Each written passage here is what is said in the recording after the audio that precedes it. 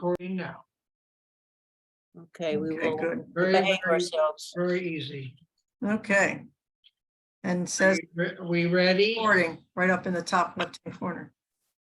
Okay, Okay, let's do the blessing first, and then Pam, you can take over. sounds good. Together, Baruch atah Adonai, Eloheinu melech haolam, Haolam, asher Asher kshanti v'sivanu v'zot divrei Torah. Blessed are you, Lord our God, ruler of the world. You sanctified us with your commandments and commanded us to engage in the words of Torah. Amen. Okay, Pam, she's all yours. Thank you. Well, I'd just like to say this is one of the more interesting characters that we have dealt with in the Torah. Is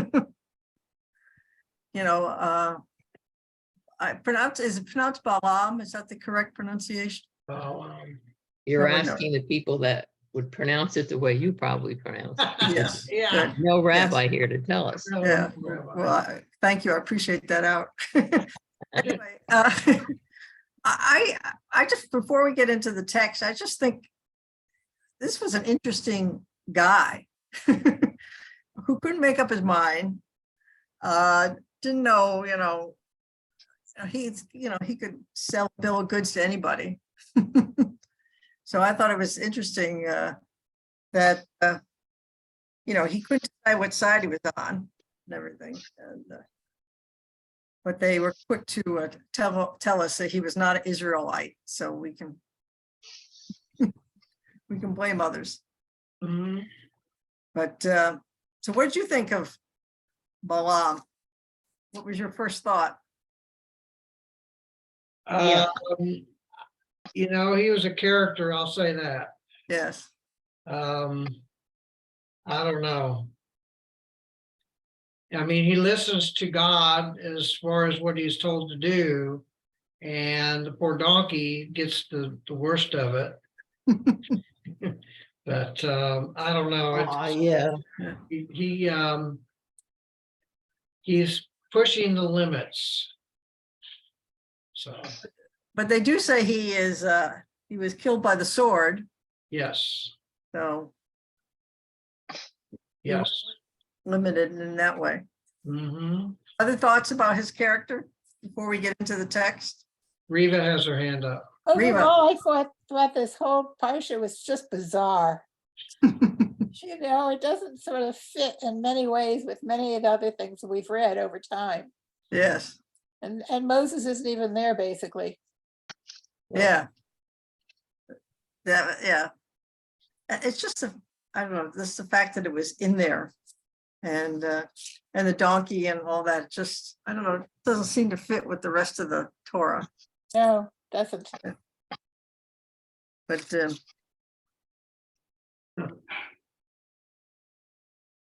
so should we start the text? Sure. Who would like to go first? Don't all raise your hand. You're gonna. Thank you, Minya. I always wait. I figure maybe somebody else wants to read. You do such a good job. Yes, you do. Balaam and his strange book. Talmud justifiably calls this Torah portion the book of Balaam. Balaam, identified as the son of Beor from Pethor, a town along the Euphrates River in what is now Syria, is the main character of the drama. The Torah, however, provides no background information about him.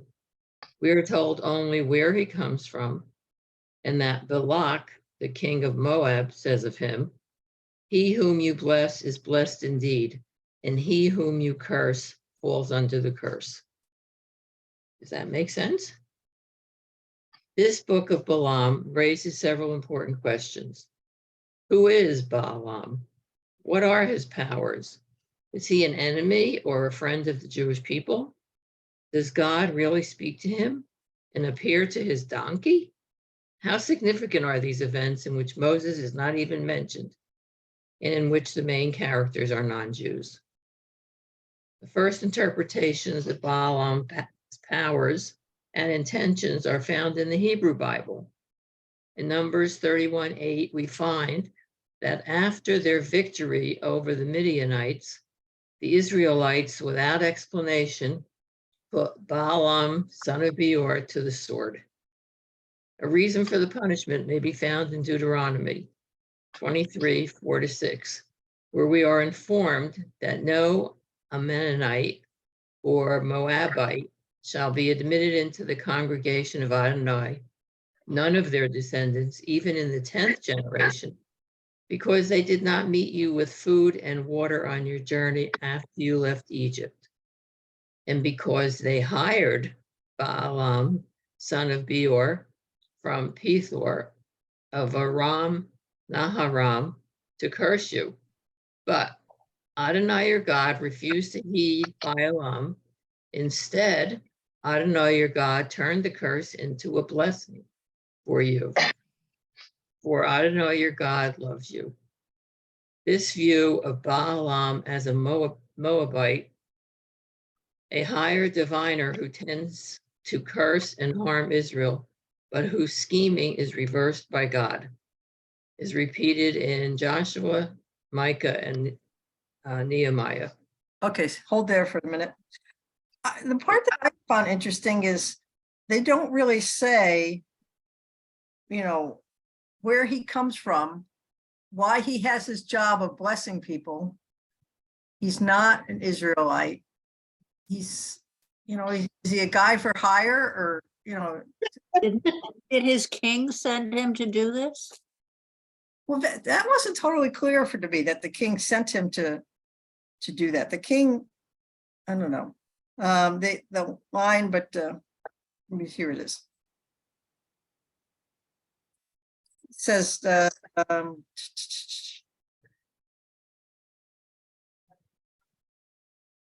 says, okay, I sent Balaam, son of Beor, to curse you, but Adonai your God refused Balaam. So, there's a missing piece here. Why is he sent to curse Israel?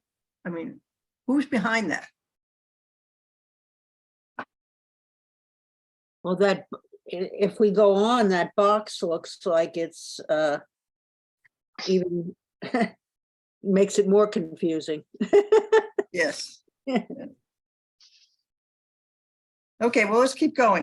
Minya, Is he, I was just wondering, is he just a self-proclaimed leader that nobody really sent him, but he just looked at circumstances around where he lived in the world and decided, oh, I could be boss? Because we really don't know. yeah, he's not an Israelite.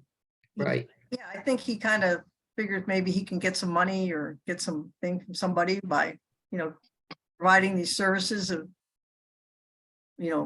blessing people or not blessing people. Steve? Yeah, but it states here at the first paragraph that he was a pagan prophet and with special powers to bless and to curse. So, and Balak promises to pay him richly for cursing the people of Israel. Yeah, the king liked him. The king Yeah. Balak liked him. Yes, yes. Yeah.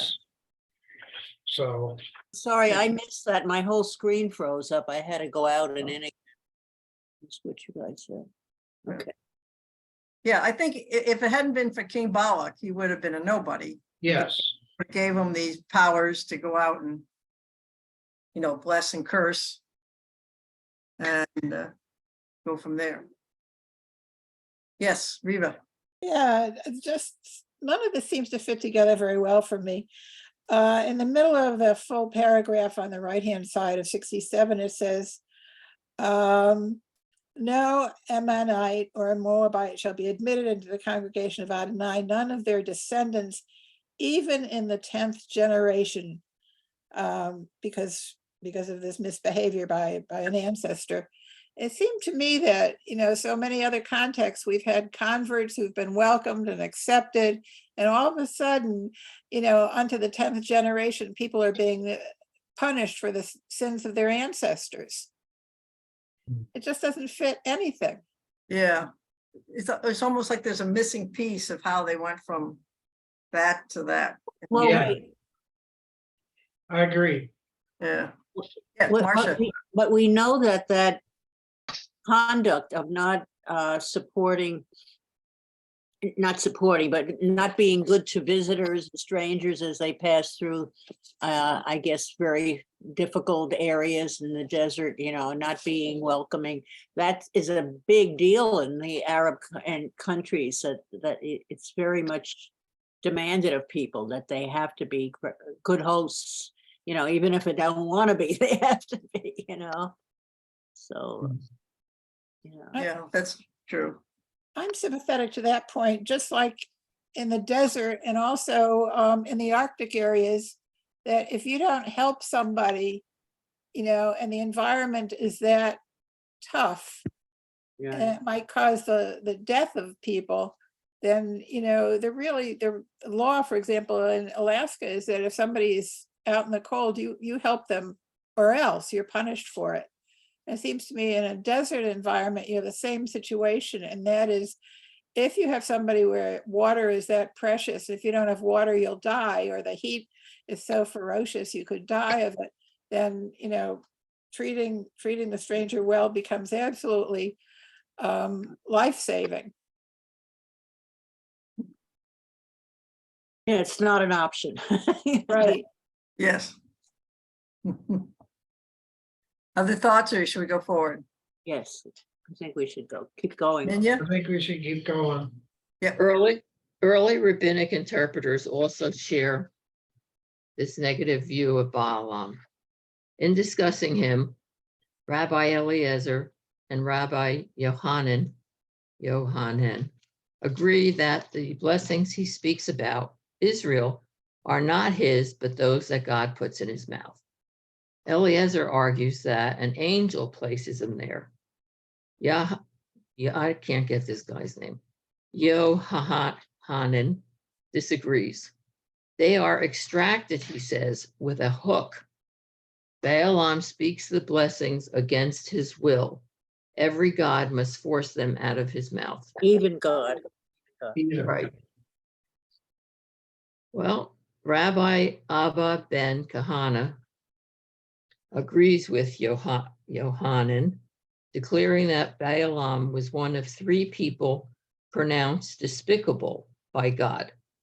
The other are Cain, who murders his brother Abel, Hezekiah, whose self-centered boasting leads to Israel's destruction by Babylonia.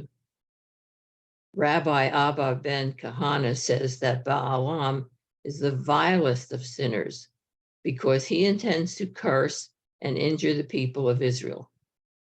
Other rabbinic interpreters label him a money changer because he sells his advice, including curses and blessings, to leaders of nations. Okay, let's stop there. Isn't this a little tough to put him on the same, Balaam on the same thing as Cain, who murders Abel? I mean, to me, it's going a little too far on, for a guy who blesses and curses, to put him on the same level as Cain. I don't think that we have heard the parts about him. Maybe that's a missing link too. That would explain why he's the vilest of sinners. And like you said, why he's on the same level as Cain. Yeah. Maybe. Pat, Yes. when you Googled him, did you find anything more about him? No, I found not about this. When I Googled him, there was, I think I have some of it here. No, I was surprised there wasn't a whole lot. Basically, it just sort of repeated what we're just doing in here. Huh. But their big thing was about how the king, chose him and all this and that. And that's how he got King Balak.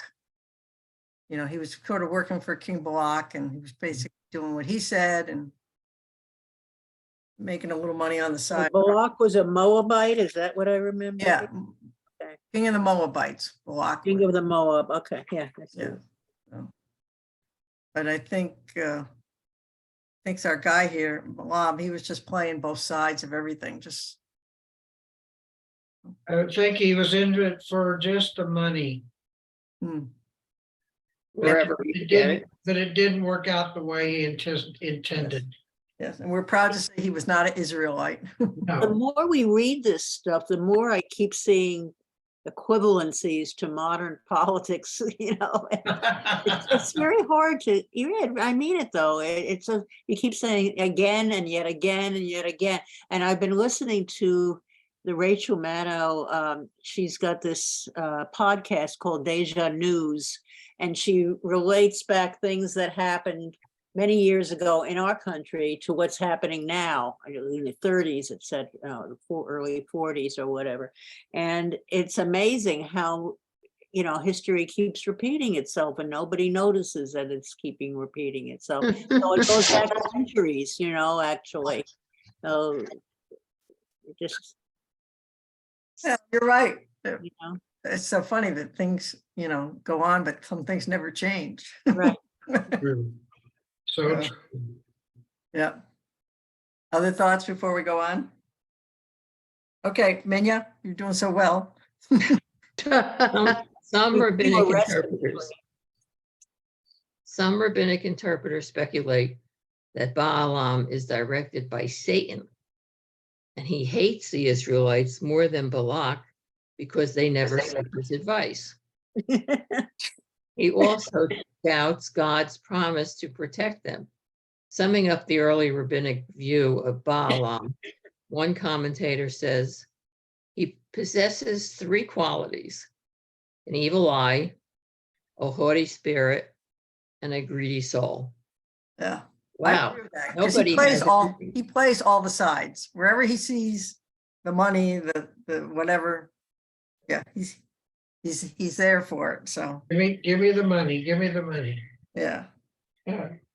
yeah. I think this is the first time we've heard anybody say that someone was affected by Satan, directly by Satan. And the evil eye. Yeah. Yeah. You better be wearing that hamsa if you're near him. Yeah. it is. Here it is. You got it on, you're ready. Well, I like I like to do we'll read the box on Pele, because I think it's an interesting, another, That's what I was referring to, yeah. yeah. So we can go ahead on Pele. Yes, What would you like to? I don't mind going on. I just want to know where to be. In Pele's Okay, no, the box of Pele here. Balaam perverts his gifts, claiming that Balaam is responsible for helping to lure the Israelites into whoring with the Moabites. Modern interpreter Pincus Pele comments, God grants human beings various degrees of talent in different areas of creativity. It is they themselves who are responsible, however, for putting this latent gift to the right use. Many waste their gifts, others pervert their use. Balaam was among the latter. After uttering some of the most lofty songs in praise of Israel, Balaam proceeds to offer their enemies some of the most sinister pieces of advice on how to go about destroying Israel and its goodly tents behind their backs. He plots their annihilation through the lure of fertility goddesses. Yes. And this is why it's good at the end, Balaam ends up with the sword or a victim of the sword. But yeah, and again, he's just, you know, he's just playing both sides, you know. Oh yeah, this is how you can destroy Israel and their goodly tents, you know. So I'm not sure, but is Balaam the one who says, it talks about how the Israelites arrange their tents in such a way that they don't, you know, Yes. increase. How goodly are thy tents? Yeah, but it's about how the Yeah, villages are set up, yeah. and they're always respectful of each other, and you know, Right. welcoming. It says so. He's the one who says that. Yeah, this is where So- Rabbi Kaplan would come in handy. Yeah, Right. yeah. I'm saying we really should have kept notes and, first week back, giving them everything. What about Oh this? my. What about Yeah. that? He'd be overwhelmed. Yeah, Reva? Yeah, I love the line that he plots their annihilation through the lure of fertility goddesses. Where did these fertility goddesses come from? I don't know, must be somehow related to the whoring, but I'm not quite sure how or why. This is bizarre stuff. I don't think that the Israelites ever, if you read the Red Tent and that kind of stuff, I don't Yeah. think they ever really gave up these little, goddesses, gods that Abraham's Yeah. father was making in the back room somewhere, because it seems it comes up every so often. It was such an ingrained superstition that these people had that it's really hard. Do you remember the kitchen witches that we used to hang up in the kitchen? Yep. You remember those big dust Yes. collectors? Yeah. And I mean, people are still doing that kind of stuff. It doesn't matter. Yeah. Wow. Yeah, but the red tent, that reminded me about how when they wanted to get pregnant and all that, and Yeah. yeah, Spin around 3 times in one direction or something to get certain sex or something. Fertility goddesses sounds Egyptian.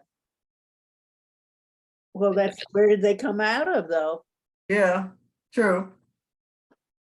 Remember, they started there before Yeah. the wreck. True. True. So, yeah. Okay. Moving on. Ibn Ezra. Following early rabbinic tradition, Ibn Ezra claims that Balaam is a deceptive schemer, a dangerous man. He substantiates his accusation by pointing out that Balaam never tells Balak's messengers that God will not permit him to curse the Israelites. He allows them to believe that he is willing to damn the king's enemies.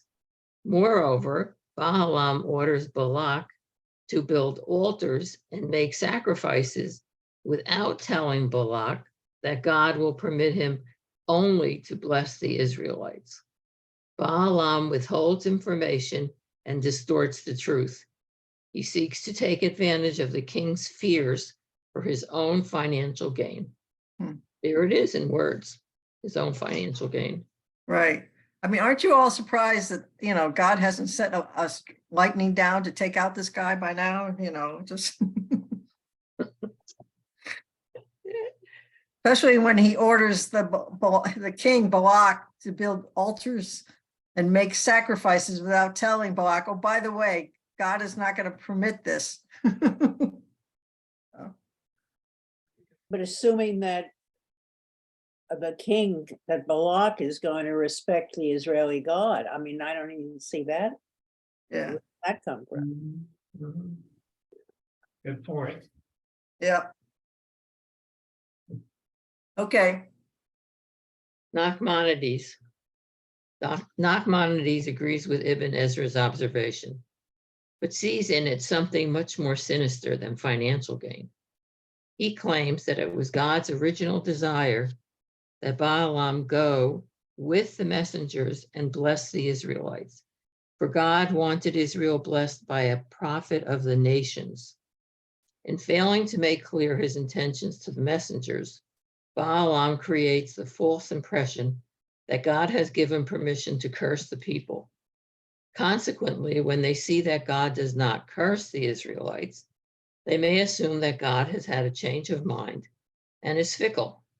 For Nachmanides, Balaam is a dangerous person because he not only fails to tell Balak's messengers that he can only bless Israel, but he has no scruples in misleading others about God's true intentions. Keep going. Keep going. Rabbi Samson Raphael Hirsch offers a very different view from that of Nachmanides. For Hirsch, Balaam's faith in God evolves as his willingness to do God's will. When Balaam first agrees to go with Balak's messengers, his mind is still obscured by the obsession that he would be able to achieve the purpose desired by Balak and himself. That purpose is to curse Israel. However, after he sees that God cannot be influenced by means of sorcery, his intentions shift. Realizing that he cannot damn the people, Balaam becomes a vehicle for the will of God. With experience, his faith in God becomes more profound. He becomes more open to hearing and doing God's will.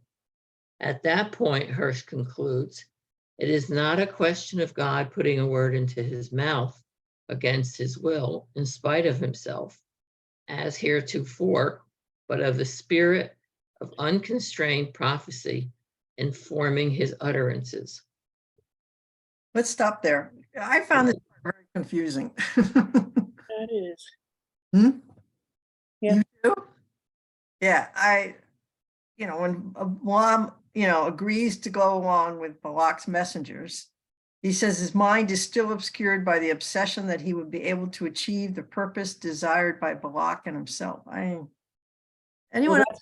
that's to put down the Israelites and make them look bad in front of other nations. Yeah, But he can't do it, and God is not allowing him to speak yeah. against the Israelites.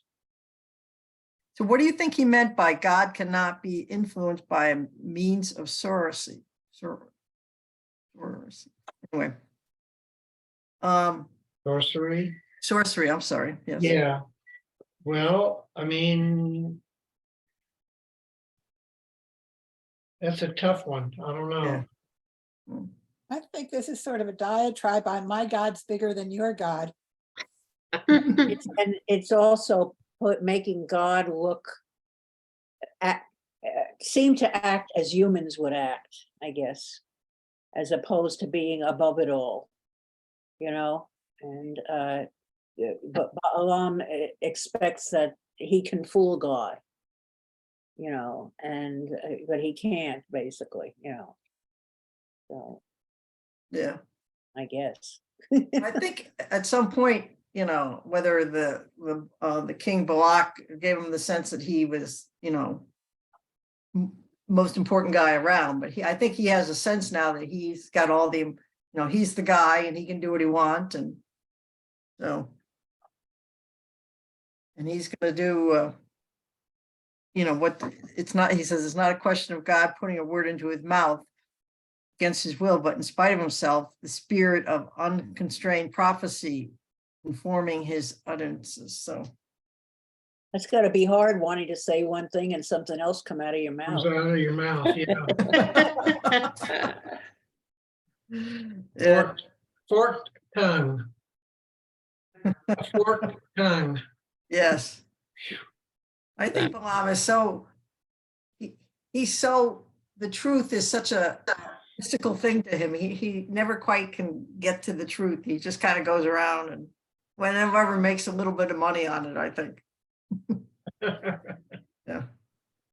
But his one sponsor is Balak, and he's trying to satisfy Right. Balak, Yeah. and he Well, can't. Balak is sort of his only sponsor, and Balak, Right. he's the smartest king on the thing. So. It's true. Yeah. Is he putting God and Balak on the same level? Yeah, good question. Well, excuse me, what did you say? I talked over you. Or is he putting Balak and God on the same level? I How does he really believe in the Israeli God, or it's it's hard. Well, plus Balak is the one who's paying him, right? Right. Yeah. So you'd So want to satisfy. Yeah. So if he doesn't believe in the Israelites' God, maybe he What I does think that he's on the same level as his pagan gods. Yeah. I think he does whatever he thinks he'll get the most money out of. Yeah. No. He just. Don't you think that with all these encounters that he has with God, that he is more influenced and persuaded to believe in the God of the Israelites? Was he punished? Does he get to be punished in any way along the way here?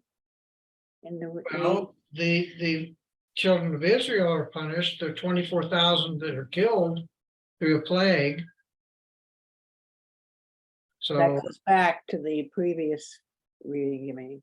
right. Where are you, what are you looking in It's- this to, it's Marcia? in- It's in the fourth paragraph of the, what do they call it? The Targum, Targum, yeah. Let's see. yeah. Fourth paragraph, one, The plague, and they are oh, given, here we go. there the is a last one. plague. And they, of course, because the reason for the plague is because they go into tents and have sexual relations with the women. Yeah, and actually, I remember Pincus gets, he isn't punished for that, I don't think. No, That's my person next week. Oh, you, Pincus, I'm doing Pincus. okay. but Going God attractions. doesn't punish him, So, does he? so there is punishment, it's just later. Yeah. Yeah. You know, I get so confused with this, is that this whole thing is not chronologically right. You know, this is when I did my Parsha, it didn't follow from the previous one. It isn't one after another. It's like they threw these things in at different times, and so confusing. You Yeah. can't put it in your head in some kind of reasonable progression. It just isn't. And I just find it, so I'm not sure where this occurs even. And And I strongly agree with you, Marcia. There's such a sense of cut and paste, you yeah, know, over long periods of Yeah. time, and some right, things yeah. seem to be, sort of jerry-rigged into place. We are looking at Moses going into Canaan, but that's not really happening right then. It's like, you know, I just don't get it. You And we've know? got a different cast of characters. Yeah. It's all out of order. Yeah. Well, one thing I found interesting is the way Balaam orders King Balak around, telling him, Yeah, you know, it's almost like he has the upper got to hand. build altars, he's got to make sacrifices. This is what I want you to do. You know, I have a special relationship with God. You got to, do what I say. Right, You know. scared of him. Maybe the Balak is afraid that he's going to wind up getting cursed by whatever Balaam Right. says. Yeah. So, this guy would be great in politics. Yeah, Who knows? We could run for president. yeah. Anybody, you have to be nasty enough to do it. Yeah, for sure. Okay, let's move on. Anybody else like to read? I don't want to monopolize the Parsha here. I'll read if you want, but I lost my place. Are we up? Leibowitz. We're on Leibowitz? Nehemiah. Nahama Leibowitz. Leibowitz. Nehemiah Leibowitz shares Hirsch's view that Balaam may have begun with sinister intentions towards Israel, but he evolves into a person whose faith in God increases with experience and proximity. She points out that Balaam ascends from a common sorcerer to a prophet who hears the words of God. First, explains Leibowitz, Balaam asked the Balak to build altars and offer sacrifices. His purpose is to invoke divine aid through magical means, striving to accommodate the divine will to his interests rather than to achieve closer communion with God. Finally, after two experiences of blessing Israel against his will, Balaam leaves all his schemes and wholeheartedly gives himself up to the divine prophetic urge. Great. So modern Balaam was a convert. Balaam, modern biblical scholar and archaeologist W.F. Albright concludes that Balaam was really a North Syrian diviner from the Euphrates Valley, that he became a convert to Yahwism, Israel's faith, and he later abandoned Israel and joined the Midianites in fighting against the Yahwist. That totally confused. Totally confusing me too. Okay, let's pause there for a minute. How many people think Balaam was a changed man? How Yeah. changed could he have been if you read that box? He Right. Right. converted to Yahwehism, but Right. he Leibowitz said- says that he, and then he later abandoned Evolves. his light, so he Evol- couldn't have been too faithful. yeah, evolves into a person whose faith in God increases with experience and proximity. And he ascends from common sorcerer to a prophet who hears the words of God. Well, I'm sorry, but Do you remember there was an old song, when I'm not near the girl I love the girl I'm near. Right. So, this is Yeah. wherever he happens to be, that's the way he's going, yeah, yeah. Yeah, I think Leibowitz saying that Balaam made this transformation to this nice guy and all this is hopeful, but not necessarily doable. So, Should I go on? yep, go on. Unlike some earlier commentators, Leibowitz boldly claims that Balaam is a prophet, not a diviner, sorcerer, or magician for hire. Like Hirsch, he applauds Balaam's spiritual growth and evolution from a man who sees less than his donkey to a person who achieves pure prophecy. To those who question whether prophecy is a power given to non-Jews as well as Jews, Leibowitz quotes modern Israeli scholar Ephraim E. Urbach. He concludes that in Jewish tradition, prophecy is not the exclusive gift of Israel. On the contrary, prophecy was given at the outset to all human creatures. Philosopher Martin Buber takes issue with Nehemiah Leibowitz. Balaam, he argues, never reaches pure prophecy. A prophet, explains Buber, never foretells a fixed, unchangeable future. Prophets do not predict what will happen tomorrow. Instead, they announce a present that requires human choice and decision. It is a present in which the future is being prepared, but whose outcome depends upon the work and decisions of human beings. Okay, who would agree with Martin Buber on this? That's deep. So that you're talking about free will. So free will actually make whatever he thinks is going to happen come true or not. That's what it's saying. Right? Am I right or not? I don't know. Because it says it requires human choice and decision. And a present in which future is being prepared. So it depends on the decisions of human beings.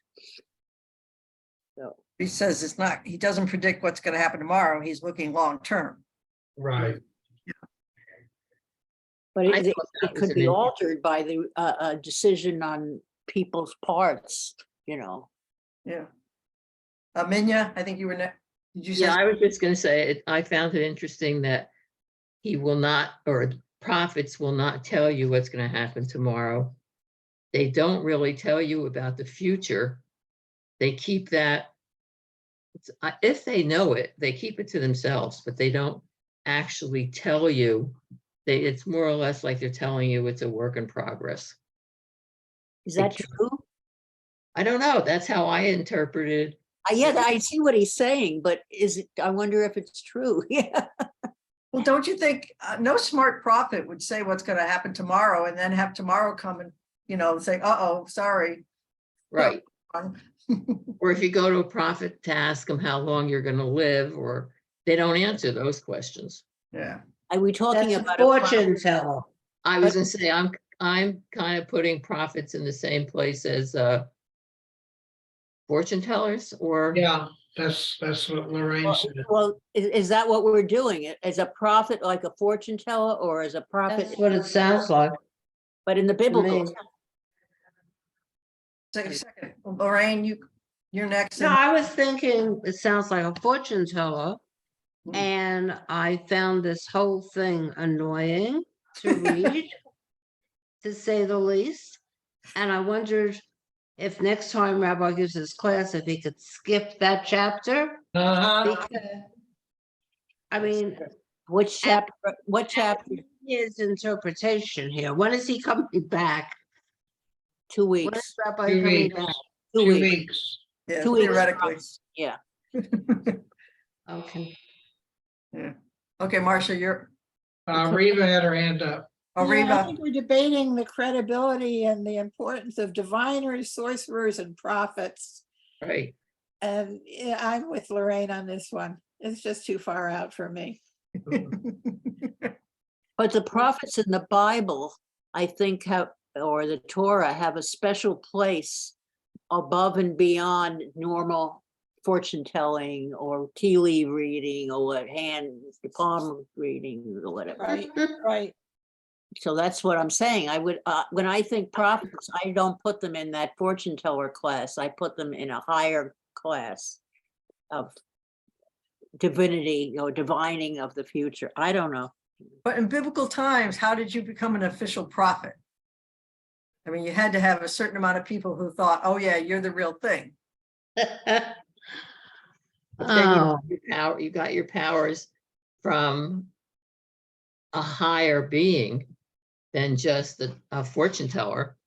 A Then prophet who's gonna to me. believe? You'd have to get people to believe that that was the case.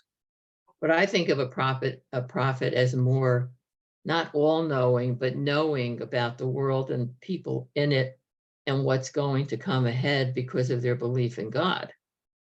Remember way back when Noah is preaching to people and he didn't believe that people were going to believe him, and then they did, and he was surprised, but God had set it up that they would believe him. So When it but he started wasn't raining. listening. You met somewhere in there. There's this, it's in that Noah story, which we have to do every year at high holidays. So that's why it makes a bigger impression on me, I guess. But yeah, prophets are special. They're not just fortune tellers. Right, they're not putting a sign outside telling you I'm a prophet, come and see me and listen to what I have to say. Is there not a Bible chapter that's the prophets? Yeah, Yeah, so, yeah, Yeah, with certain ones named. right. Yeah. right. This is a question for the rabbi when he comes back. write it down, Pam. Yes, I'm making you note, Lorraine. Okay. Make note. Well, Prophets. keep in mind, this is being recorded so he can review. Yeah. What when, we're saying. We are when he confused. gets back. That's right. Yeah. Okay, All right, does someone want to take over? you're doing so well. Yeah, you're doing good. All right, Balaam, Buber explains, is not commissioned, not sent by God. He fails to make decisions on his own. Rather, God makes use of him. Okay.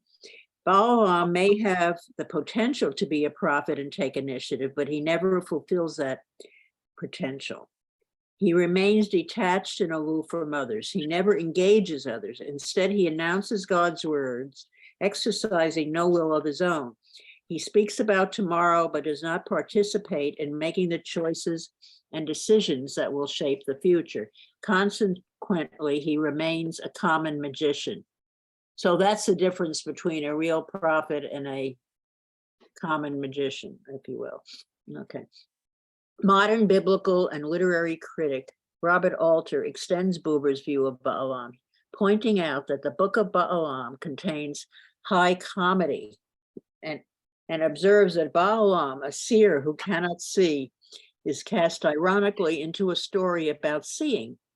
For comic relief, the author treats us to the sideshow of a donkey with better vision than that of her owner. Balaam, the most renowned of all magicians, is exposed as a pagan professional. He claims that he has the power to manipulate God, but he ends up being controlled and maneuvered by God. What's about the donkey having better vision? Well, what does the donkey do, actually? I didn't get that Stares at part. the ground and hauls stuff around. Right, I would say, isn't it just a work horse, not a horse, but a work animal that, just like you said, carries stuff around. But I Yeah. don't think it's vision of actually seeing with your eyes. I think it's a vision of knowing what's ahead. Okay, so Balaam is beating the donkey and the donkey speaks back and says, cut it out, basically. Why are you beating me? I am, am I not the donkey you've been riding for many years? Have I behaved this way before? Mhm. The donkey. Oh, he hurt Balaam's foot. Okay. At that moment, the angel with the sword drawn appears to Balaam, and had the donkey not turned aside, he would have killed Balaam. So the donkey saved him, I guess. Even after he was beaten so many times. Yeah. And he's complaining about the donkey, and the donkey actually was his savior. Yeah, where are you on this? I went back to the end of the Targum, Oh, okay. page 66 on the right column, the last Oh, okay. paragraphs there. Yeah. It says finally, okay. All right. Reva, did you have your hand up? Yeah, I was going to either offer to read or comment on this next paragraph, which I think is Do the both. heart of the message. How about you do both? Yeah. Okay, this entire story, Alter argues, is meant to demonstrate the flaws of paganism. Paganism, with its notion about divine powers, may be manipulated by a caste of professionals through a set of carefully prescribed procedures, is trapped in the reflexes of the mechanistic worldview, while the biblical perspective reality is in fact controlled by the will of an omnipotent God beyond all human manipulation. For the pagan knowledge of the world and how to dominate it are consigned to expert magicians or seers like Balaam. That explains why Balak is willing to pay such a high price to curse Israel. By contrast, the Torah puts forth a view that no human being can truly comprehend and certainly not manipulate God's will. God's will certainly not manipulate God's will. God's will is beyond understanding, too awesome to be grasped. Okay, I think for me, that's the heart of the message. The book of Agreed. Balaam is more than an example of the Torah's art. It reveals early Jewish views about sorcery and magic and contains a critique on professional prophets who made their living either cursing or blessing the enemies or allies of their rulers. In this ancient story about a seer who cannot see and whose donkey understands more of God's will than he does, pagan notions about manipulating God are ridiculed and condemned. The tale seems to make the point that human history and Israel's history are in the power of an unfathomable God. No person can fully understand God's intentions. Often what is perceived as a curse turns into a blessing. What seems to be benefit sours into disappointment. I think the last piece of information is the most useful and most relevant of the whole thing. Right. It was a put down of other cultures and other religious values of other groups. And the donkey was used because even the dumbest of animals, the donkey, is not exactly considered brilliant, I think, in any culture. The donkey was smarter than this, competing prophet. Or whatever, say or whatever. Okay, sorry, gotta go. Israel calling. Okay. Enjoy. So long, Lorraine. You're all okay. Turn off your mic. She did. Good. Yes. Okay, that's the end of this wonderful piece.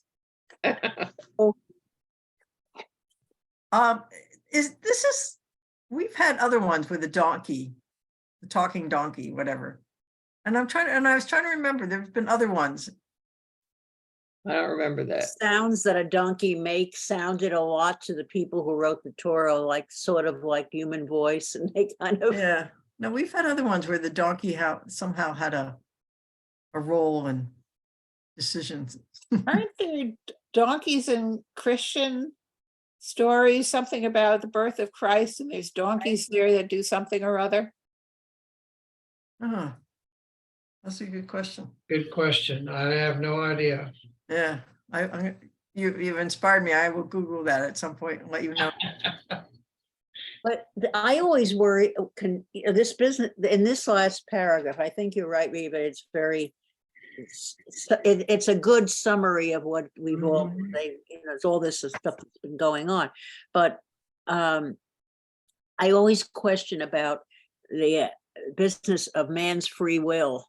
It's like, does God kind of push us to do what we do? Or are we really expressing free will when whatever we act, however we act towards people, towards events, towards whatever, or, is it all karma? Is it all meant to be? Or do we actually have input into this? Well, I think God encourages free will, but he wants us to make good decisions as part of our free will. But Part of its natural consequences. Yeah. his intention though, to, like that business, it always goes back to the Pharaoh and the plagues and Pharaoh's heart was hardened. Well, who Yeah. hardened Pharaoh's heart? Was it God Oh, I pushing remember that, yeah. the narrative to get to that point, that the Israelites said enough already, Yeah. So I wonder. One other point at the end of this that I really like, and that's that often what is perceived as a curse turns out to be a blessing, and what seems to be a blessing turns out to be a disappointment. We've all lived through a few of those. And I think there's some really cute stories, playing that one out. We've all seen it where something terrible happens to somebody and it turns out to be a blessing, and then they think something wonderful is happening and it goes back and forth.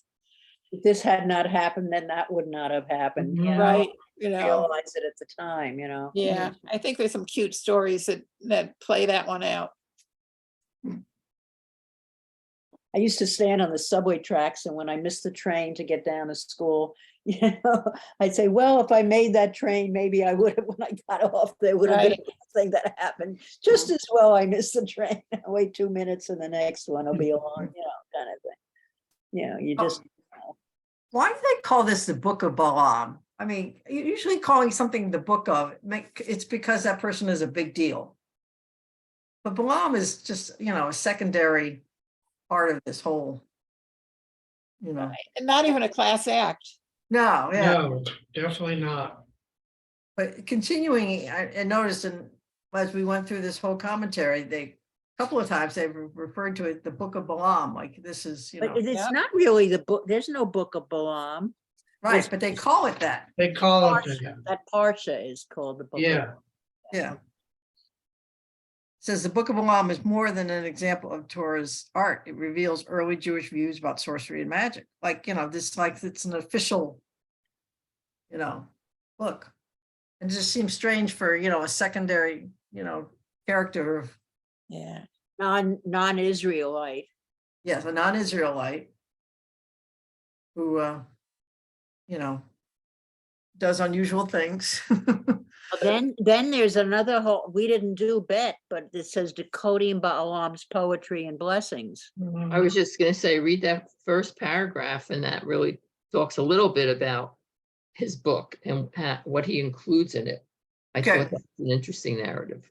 We got time. Why don't we do that? Why don't we go into Bet and read that first part? Okay. Read. Eva? Sure. Okay, decoding Balaam's poetry and blessings. The Book of Balaam contains not only a moving narrative about a pagan prophet summoned to curse the people of Israel, but also some very beautiful poetry. Balak, the king of Moab, fears that the Israelites will lick clean his land and fortunes. Balaam, he hopes, will predict their destruction. At each time Balaam prepares to curse Israel, his words become blessings. His pronouncements rise with poetic rhythm and power to praise the very people Balak wants him to curse. Modern biblical commentators differ on the time Balaam's poetry was composed. Some believe that the poetic sections reflect a time different from that of the Torah narrative. They speculate that the poetic descriptions date from the time of Saul and of David and echo national aspirations meant to demonstrate Israel's superiority over surrounding pagan peoples. Other interpreters disagree, arguing that the narrative and poetry of the story of Balaam form an organic unity. Still others point out that the narrative portion and the poetic portions may have been independent of each other at one point, but were later fused by a single editorial hand. Okay, more about cutting and pasting, thus producing a new artistic creation. This disagreement on the time and authorship of Balaam poetry may never be settled. Unfortunately, there are no existing documents that can move the discussion beyond speculation. That, however, does not remove the challenge of interpreting the meaning of Balaam's poetry about the people of Israel. Each of the three poems contain puzzling and enchanting expressions. In the first, Balaam says of the Israelites, "As I see them from the mountaintops, gaze on them from the heights, there is a people that dwells apart, not reckoned among the nations." What does the verse mean? Rashi, working with the literal translation of the original Hebrew, suggests that Balaam is predicting a secure future for the people of Israel. He means to say, I look at their origins, mountaintops, and see that you are strongly rooted in your ancestors' heights. They are distinguished, dwell apart by their Torah traditions, and because of them, they will not suffer the fate or be reckoned of extinction, but will survive and prosper. Rabbi Joseph Hertz agrees with Rashi, interpreting the phrase, "a people that dwells apart," to mean that Israel has always been a people isolated and distinguished from other peoples by its religious and moral laws and by the fact that it has been chosen as the instrument of divine purpose. His understanding of the meaning of "not reckoned upon the nations," however, differs from that of Rashi. Hertz quotes the work of Marcus Jastrow, a modern student of Hebrew and other ancient Middle East languages, who notes that Shav, or reckon, may be better translated as conspire. Thus, the verse means that Israel is a people that dwells alone. It does not conspire against the nations. Hertz's interpretation may reflect the mood of the late 19th and early 20th century in England, rather than the accurate intention of the Torah text. Talk about time and place. He seems to be saying that while Jewish tradition differs from other religious expressions, it is not hostile toward other peoples or cultures. Worried about anti-Semites who claim that Jews believe themselves to be superior to other religious and cultural groups, Hertz seizes the words of Balaam to prove that such claims are false. Rabbi Samson Raphael Hirsch also seems uncomfortable with Balaam's statement, "I see them from the mountaintops, a people that dwells apart." Hirsch maintains that statement means that Balaam has a panoramic view of the Jewish people. In a future time, that view, says Hirsch, means Israel will live in an insulated land without much intercourse with other nations. It will sustain its internal national mission as a national social body and will not seek its greatness as a nation among nations. In other words, the people of Israel does not seek control of the world as anti-Semites claim. Rather, Jews seek only a peaceful, cooperative coexistence with other peoples and nations. Hear, hear. Each of the above interpretations finds the Torah's description of Israel as a people that dwells apart, not reckoning among the nations, perplexing and disturbing. It raises fundamental questions about the definition and nature of Jewish existence. Are Jews a nation like other nations, or are they a religious group without national aspirations? Within Balaam's poetic praise, Jewish commentators locate some of their painful ambivalence and their serious concerns about the harmful misunderstandings of Jews and their tradition promulgated by the anti-Semites. These views, however, seem imposed upon the poetic words of Balaam. The question remains, can we uncover what Balaam or the author of these poems ascribed to him originally had in mind? Perhaps in the simplest terms, that means that people of Israel dwells apart in a sacred covenant relationship with God, and because of the covenant, it is judged differently by itself and by others. When Balaam looks upon the people, he sees in their traditions and values a uniqueness worthy of blessing. Balaam's second poem of blessing includes the following verses. No harm is in sight for Jacob, no woe in view for Israel. Adonai their God is with them. Lo, a people that rises like a lion, leaps up like the kings of beasts, rests not till it has feasted on prey and drunk the blood of the slain. Nachmanides offers a different reading of the Torah text. He believes no harm is in sight for Jacob, no woe in view for Israel is not an accurate translation of the original Hebrew. He insists that the Hebrew word avan, translated above as harm, means wrongdoing, and the Hebrew word amal, translated as woe, denotes deception.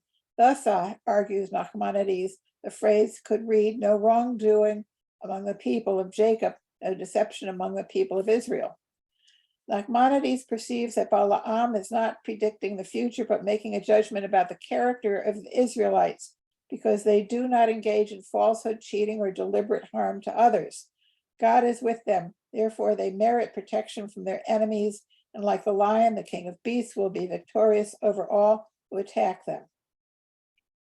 Early rabbinic tradition provides a different interpretation of the phrase, a people that rises like a lion, leaps up like the king of beasts.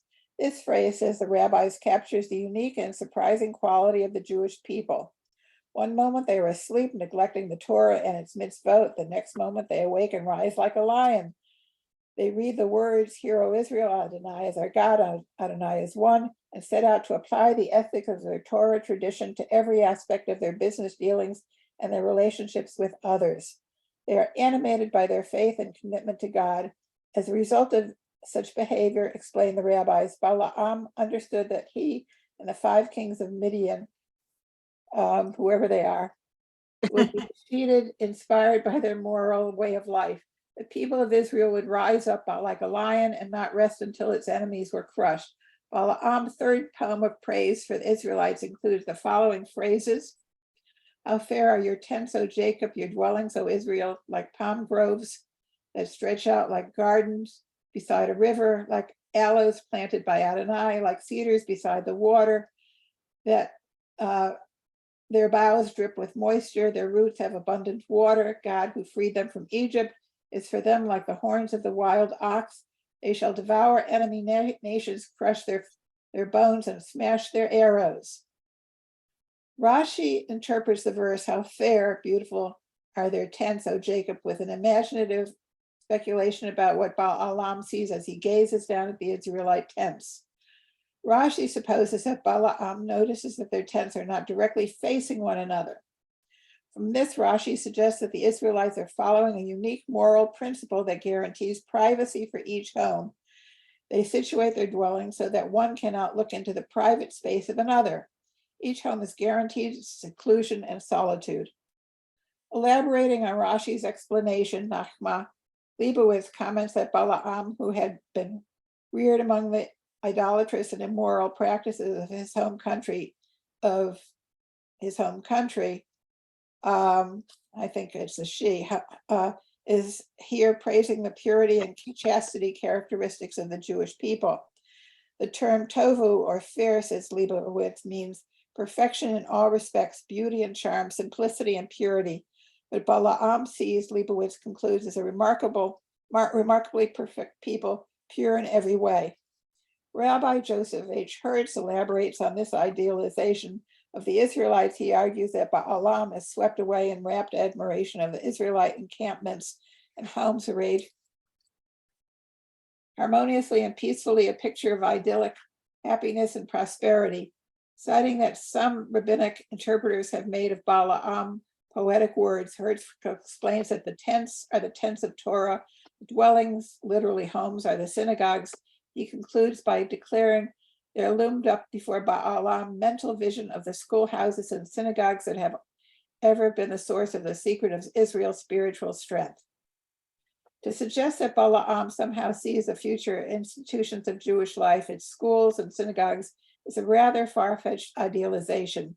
Yet the poetic words, how fair are your tents, O Jacob, your dwellings, O Israel, are found inscribed on many synagogue walls, and as the first words of the Peshkai de Zimra, or verses of praise to begin the Jewish worship service. While Balaam may have meant them as praise for the people of Israel, they have come to embody enthusiasm of Jews for their synagogues, schools, and homes. Modern interpreter Jacob Milgram use of phrases of Balaam poetry, not as praise for Jewish institutions, but as a prediction of Israel's future. The poet, says Milgram, suggests that their tents will be set out in a lush garden environment beside the water, recalling the Garden of Eden. The garden will be filled with sweet-smelling aloe trees, tall cedars with boughs that drip moisture and roots fed by abundant water. The people will enjoy victory over their enemies. God who freed them from Egypt, will crush their foes and smash their arrows. Their prediction for people living in an arid land, fearful of enemies all about them, is reassuring. It provides hope for the future. One common thread unites Balaam's 3 poems: anxiety about the future, the fear of unknown dangers ahead. Balaam poems deal directly with the apprehensions of a people whose history has been uncertain and filled with anxiety. The first poem defines the Israelites as unique among the nations, protected when they fulfill their covenant with God. The second promises triumph over those plotting Israel's destruction. The third poem transforms Israel into a people enjoying an ideal existence of safety and abundance in the Garden of Eden.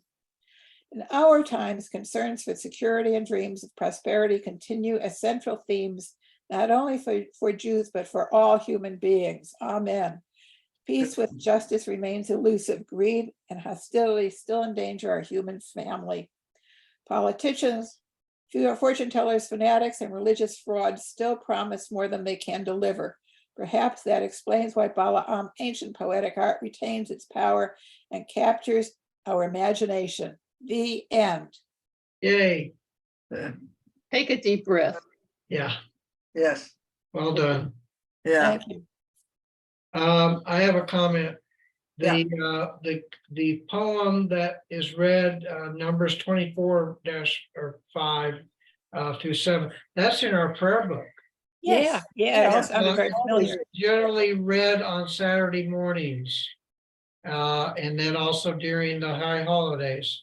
So Yes. it must have been an important So now poem we find, in order for it to be in the prayer book, I would think. Yeah, little did we know that we were reading Balaam's poetry. I know, exactly. There's no clue, Yeah. no clue. I was, because we're all so familiar with that, right. I never connected it to Balaam again, but I didn't either. everybody. I knew Yeah. it was, Today. I knew it was a visitor that wrote it, Yeah. somebody came in. I didn't realize it was Balaam, okay? Yeah, But truthfully, this is why it's the book of Balaam. It's Yes. this poetry that makes it.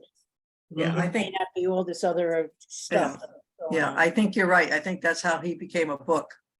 Yeah. At it least up to that. it hits a lot of universal themes that are, absolutely current. Yeah. But it's so interesting about how what you read about this whole thing about, we're not trying to be the big, take over and everything. We just have this nice, orderly doing our lives. Yeah. And Yeah. right now, Israel's getting beat up all over the place because of this thing in Jenin. And Yeah. and it's got to do with the Palestinians putting all these arms in the refugee camps and the hospitals and nurseries, and that's where they put their armaments. And then if it gets you blew up the refugees. Well, why did you put the guns in where the refugees were? And it just, you don't know which way to turn anymore. Who to believe. But yeah, so that's why it's that Parsha is Parsha. Well, it's actually Parsha Balak. So You mean the king? Yes. king, yeah, Yeah, that's what it's called. yeah, that's what it Yeah. says. Well, I suppose if you're a king, then you rate higher. Yeah, good to be king, huh? But yeah, Yeah. Interesting story. Yes. Sure. Thanks for sharing that, Rita. That was Mhm. gives you a bigger picture of a whole. Yeah, we Yeah, really it needed to was- read that second, the yeah, next that made a Eric, difference. right? Yeah, thank you for reading that, Reba. Yeah, Yeah. that was very nice. Yeah. Nicely done. Well, Pam's done the heavy lifting. Yes, Now relief, Pam, off your shoulders. Now you've got services on Friday, right? You got a Okay, tough one. we don't have to be here till 12. No, we don't have to stay until 12:30. So what I'd like to do is just go around, anybody have any final comments before we do the final blessing? So Steve, any final comments? I will not be in Torah study from on the 19th and the 26th. That the rabbi will be back by then. And the rabbi will be back by then, but I'm not going to be start working with Torah study those 2 weeks. Pam is going to put things. Pam and Dave. Pam and Dave, I'm sorry. Pam and Dave are going to open the Torah discussion Yeah, for us and record it. So yes, we'll have all together here. yes. When it comes to technical things, it's a group. Dave's is there. Thank you, Dave. Yes, he's the guy. Yeah. So who's covering next week before the Next rabbi week- returns? Next week is Minya's turn, and Pincus. she has Pincus. Turn the page and there's Pincus. Yep, and he was my grandfather's name. That was my grandfather's Oh, name. really? Oh, Pincus. Yeah, funny. So, but anyway, it should be an interesting discussion. I'm anxious to hear what you guys have to say about it. yeah. I have no other comments unless anyone else does. I have Anybody else? one comment. Marcia. It takes somebody who is not who is not Jewish, not an Israelite in this case. I don't know if they were Jewish at that point, but not an Israelite to see the whole picture, to see Yeah, what it's about, rather than from the inside out, it's from the outside in, and Yeah. sometimes that makes a big difference. yeah. See the bigger picture. Right. Right. Yeah. Well, Because- let's- I probably didn't really appreciate the fact that they did their tents a certain way and everything. They just did it. Just did it, An right? outsider to come in and say, wow, these are very organized people. Thoughtful. Anybody else? Are we ready for Good job, Pam. we ready Great for the final job. blessing? Yes, thank you. Yes. Thank you, Yes. Pam. Well, thanks to you for all your help. Got I an didn't added do it, bonus I with didn't the- do it. with the vet. Okay, let us conclude with the blessing together. Baruch Baruch atah Adonai, Eloheinu Eloheinu melech haolam, haolam, asher asher natalanu natalanu Torah emet, emet, v'chayei olam notam b'tokenu. mm, Baruch atah atah Adonai, Adonai, notena Torah. Torah. Blessed is Blessed is Adonai, Adonai our God, ruler of over the the universe, universe. who Was has given given us Given the us the teaching of teaching of the truth, planting letting eternal within us eternal life. life. Blessed is Blessed is Adonai, I. giver of the Giver of Torah. God. Amen. Amen. So everybody tune in Friday night for the Dave and Pam show. Oh, yeah, absolutely, yes. We're still practicing, a lot of practice. Okay, You'll do good. You will be fine. you'll do just fine. You'll do just fine. A lot of practicing. Yeah, yeah. Practice makes perfect. Oh, I hope so. Bye, everybody. Bye-bye. Take Have care. a good week. everyone. Take Stay care, well, everybody. everyone. Stay cool. Yeah, bye.